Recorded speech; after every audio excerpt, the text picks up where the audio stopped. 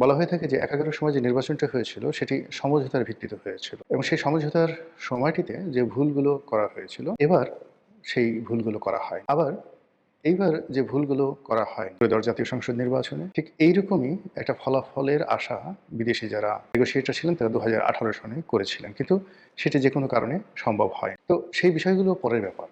আগে যেটা বলে নিই সেটা হলো আমাদের দেশের যে রাজনীতি, সেই রাজনীতিতে সবসময় বিদেশিদের একটা হস্তক্ষেপ থাকে। সেই রাজনীতিতে বিদেশের প্রভুদের প্রভুত্ব থাকে, সেনাবাহিনী, পুলিশ বাহিনী, অর্থবিত্ত, আমলা, হুন্ডা, গুন্ডার একটা প্রভাব থাকে। আর বিশেষ করে সেই যে সামরিক শাসনের আমল, সেটা খন্দকার মোশতাকের সেই সামরিক শাসন বলেন কিংবা ধরুন জিয়াউর রহমান সাহেবের সামরিক শাসন বলেন। ঠিক সেই সময় থেকে নির্বাচন যেভাবে ম্যানুপুলেট হতো, যেভাবে হা না ভোট, যেভাবে ঠিক রাতের ভোট, দিনের ভোট, গৃহপালিত বিরোধী ইত্যাদি যে সংস্কৃতিগুলো, এটা অপসংস্কৃতি বলা হবে, সংস্কৃতি নয়, যেগুলো চালু হয়ে আসছে আমাদের দেশে, এটা তো থামছে না। সেই তুলনায় যদি আপনি ধরেন যে ১৯৭০ সনে মার্শাল অ্যাডমিনিস্ট্রেটর ইয়াহিয়া খানের জমানাতে যে নির্বাচনটি হয়েছিল এটা ওয়ান অফ দ্য ফাইনেস্ট। আবার পাকিস্তান জমানাতে যেটা ১৯৫৪ সনে নির্বাচন হয়েছিল, বাংলাদেশে যদি সত্যিকার অর্থে কোনো অংশগ্রহণমূলক উৎসাহ এবং উদ্দীপনার সঙ্গে প্রতিযোগিতার সঙ্গে কোনো নির্বাচন হয়ে থাকে সেটা হলো 90। আর বাকি যে নির্বাচনগুলো প্রায় সব নির্বাচনগুলো কিন্তু হুজুগে হয়েছে। ১৯৭৩ সনের যে প্রথম সংসদ নির্বাচন হুজুগে হয়েছে, ৭৯ সনের সংসদ নির্বাচন, রাষ্ট্রপতি নির্বাচন, হানের নির্বাচন, ৮৬, ৮৮ বোগাজ নির্বাচন, শুধু ৯১, ৯৬, ২০০১ এই তিনটি নির্বাচনে যে অনিয়ম বা যা কিছু আছে এটা একেবারে সীমিত। বলা হয়ে থাকে যে স্বাধীন বাংলাদেশে মূলত ৯১, ৯৬ আর ২০০১ এই তিনটে নির্বাচন ছাড়া বাকি নির্বাচন নিয়ে বহু প্রশ্ন আছে। আমি ২০০৮ সনের নির্বাচনে সংসদ সদস্য হয়েছিলাম।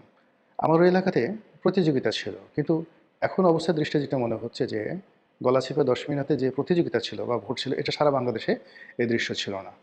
আমরা ২০১৮ সনে, ২০১৪তে, ২০২৪ এবং এই যে ২০২৬ যে দৃশ্য আমরা দেখেছি নির্বাচনের ফলাফলের ক্ষেত্রে, এটা সে ২০০৮ থেকে ধীরে ধীরে ধীরে ধীরে শুরু হচ্ছিল, কখনো নির্লজ্জ, কখনো প্রকাশ্য। তো এনিওয়ে, এইবার অবিশ্বাস্যভাবে জামাতের যে জোট তারা ৭৮টি আসন পেল। তো বিএনপির জোট যদি ৯০টি বা ১০০টি সিট পেত ২০১৮ সনে, তাহলে কি শেখ হাসিনার আজকের এই পরিণতি হতো?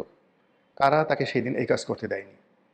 তো এই যে এরকম অনেকগুলো প্রশ্ন। আর এখন যে দৃশ্যগুলো আমরা দেখতে পাচ্ছি, কেউ শেখ হাসিনার সঙ্গে এই মুহূর্তে নেই। আর যারা পালিয়ে আছেন, তার সঙ্গে যারা আছেন, তারা মানে কেউ নৈতিকভাবে বাংলাদেশে আসবে, আগামীতে রাজনীতি করবে, তাদের বিরুদ্ধে যে সকল মামলা মোকদ্দমা, দুর্নীতির অভিযোগ আছে, এইগুলো তারা কাটিয়ে উঠে আবার রুখে দাঁড়াবে, এটা কার্যত অসম্ভব বিষয়। অলৌকিক কিছু যদি না ঘটে তাহলে হয়তো মানে ওই ধরনের যারা রাজনীতিবিদ তাদেরকে আর বাংলাদেশে বরণ করে নেওয়া হবে না। আওয়ামী লীগ ফিরে আসবে, এখনও আওয়ামী লীগ আছে, হয়তো নতুন নেতৃত্বে। এমনকি যদি বর্তমান সরকার ফেল করে, সেক্ষেত্রে আওয়ামী লীগ আরেকটি নির্বাচন এলে ক্ষমতায় আসবে, সেটাও ঠিক আছে। কিন্তু যাদের বিরুদ্ধে দুর্নীতির অভিযোগ হয়েছে, যাদের বিরুদ্ধে অনিয়ম, সন্ত্রাস, টাকা পাচার, এই মানুষগুলো আপনারা লিখে রাখেন যে বাংলাদেশে আর কখনো ফিরে আসতে পারবে না। তো সেই অর্থে আওয়ামী লীগের যে সকল নেতৃত্ব বিলো 60 এই মুহূর্তে আছেন, যাদের বয়স ৬০-এর নিচে, মূলত তারাই আগামীর নেতৃত্বে আসছে। এর বাইরে ৬০-এর উপরে যারা আছেন, তারা বয়সের কারণে, অবস্থানের কারণে মূল ধারায় আর আসতে পারবেন না। আর ৬০-এর উপরে যারা গাড়ি, বাড়ি, টাকা থেকে শুরু করে বেগম পাড়ায় সহায় সম্পত্তি এগুলো করে এই মুহূর্তে শেখ হাসিনার চক্ষুষ্যুলে পরিণত হয়েছেন, তারা জিন্দেগিতে রাজনীতির কথা কল্পনাও করতে পারবেন না। এখন ফুসফাস, ভুংভাং যা কিছু আছে এগুলো হচ্ছে। তো যেটা বলছিলাম আজকের এই শিরোনাম, সেটা হলো যে শেখ হাসিনার যে পতনগুলো হয়েছে, এখানে পতনগুলো বলতে তিনি যে কেবলমাত্র ক্ষমতা হারিয়েছেন তা নয়, তিনি তার পিতার সম্মান হানি করেছেন। তার যে কেবলমাত্র পিতার সম্মান হানি হয়েছে তা নয়, তার দলের কোটি কোটি নেতাকর্মী আজ জীবন মরণ সমস্যার মধ্যে পড়েছেন। তারপর আওয়ামী লীগের যে ঐতিহ্য রয়েছে, আওয়ামী লীগের যে ভিত্তিমূল রয়েছে, সেই ভিত্তিমূলটা ভেঙে চুরে তছনছ হয়ে গেছে। শেখ হাসিনা তার রাষ্ট্রীয় ক্ষমতা ব্যবহার করে বেগম জিয়ার বাড়ি ভেঙেছেন, কিন্তু আমজনতা মব সৃষ্টি করে চোখের সামনে ৩২ নম্বর ভেঙে চুরমার করে দিয়েছে। সুধা সদনে কেউ নেই, আওয়ামী লীগের অফিসগুলো বিরান। এটা কেন হলো?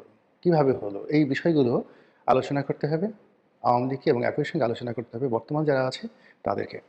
এর কারণ হলো যে ক্ষত সৃষ্টি হয়েছে, যে দায় সৃষ্টি হয়েছে এই গত ১৭ মাসে কিংবা আওয়ামী লীগের ১৬ বছরে, সেই ক্ষতগুলো যদি বর্তমান প্রশাসন তারা যদি সেগুলো ধীরে ধীরে কাটিয়ে উঠতে না পারে, তাহলে একই পরিণতি তাদের জন্য অপেক্ষা করবে আগামী। ঘটনা যাই হোক না কেন, গত ১৭ মাসে যে দায়, সেই দায়গুলো জামাতকেও নিতে হবে, বিএনপিকেও নিতে হবে, এনসিপিকেও নিতে হবে এবং ডক্টর মোহাম্মদ ইউনূস তো